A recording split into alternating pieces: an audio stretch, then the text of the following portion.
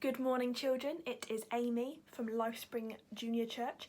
I hope you are doing well and I hope you are keeping safe and well in your homes. Now, I am going to be talking to you today about something that might be a bit odd.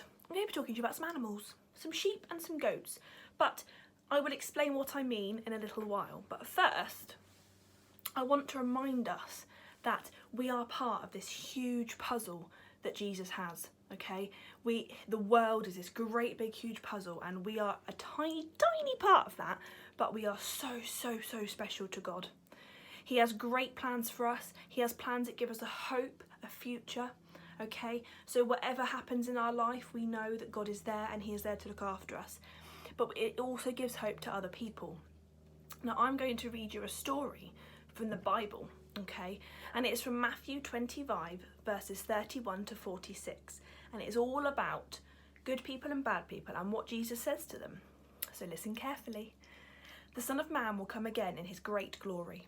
All his angels will come with him. He will be king and sit on the throne. All the people of the world will be gathered before him. He will then separate them into two groups as a shepherd separates the sheep from his goats. The Son of Man will put the sheep, the good people, on his right, and the goats, the bad people, on his left. Then the king will say to the good people on his right, "Come, my Father has given you his blessing. Come and receive the kingdom God has prepared for you since the world was made. I was hungry and you gave me food. I was thirsty and you gave me something to drink. I was alone and away from home, and you invited me into your house. I was without clothes and you gave me something to wear. I was sick and you cared for me. I was in prison and you visited me." Then the good people will answer, "Lord, when did we see you hungry and give you food? When did we see you thirsty and give you something to drink? When did we see you alone and away from home and invite you to our house? When did we see you without clothes and give you something to wear? When did we see you sick or in prison and care for you?" Then the king will answer, "I tell you the truth, anything you did for any of my people, you also did for me." Then the king will say to those on his left, "Go away from me. God has said that you'll be punished. Go into the fire that burns forever. That fire was prepared for the devil and his helpers. I was hungry and you gave me nothing to eat. I was thirsty and you gave me nothing to drink. I was alone and away from home, and you did not invite me into your house. I was without clothes and you gave me nothing to wear. I was sick and in prison and you did not care for me." Then those people will answer, "Lord, when did we see you hungry or thirsty? When did we see you alone and away from home? Or when did we see you without clothes or sick in prison? When did we see these things and not help you?" And the king will answer, "I tell you the truth, anything you refuse to do for any of my people here, you refused to do for me." These people will go off to be punished forever, but the good people will go to live forever.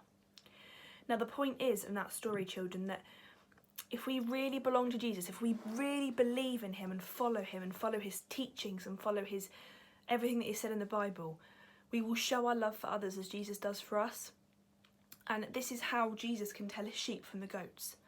This is how you can be used by God. So thinking about how you would want to be treated, if you were thirsty, your mum might get you a drink.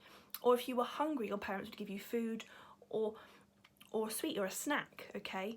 Now, if you see someone hungry, what do you think Jesus would do?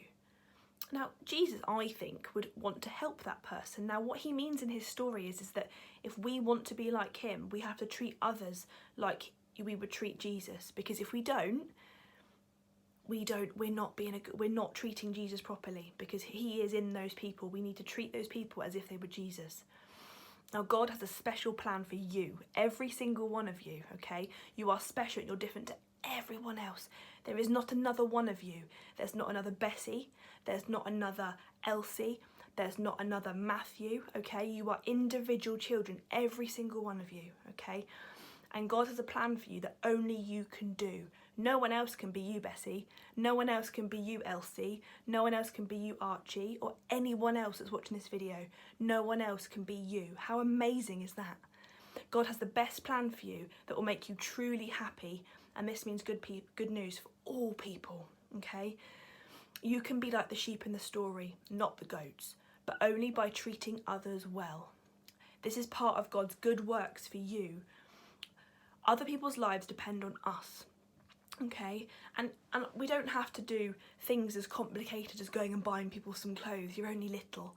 You could do, you know, caring for your parents by doing something for them, or you could do something for your brothers and sisters. You could make them a drink. You could give them a snack because they're hungry.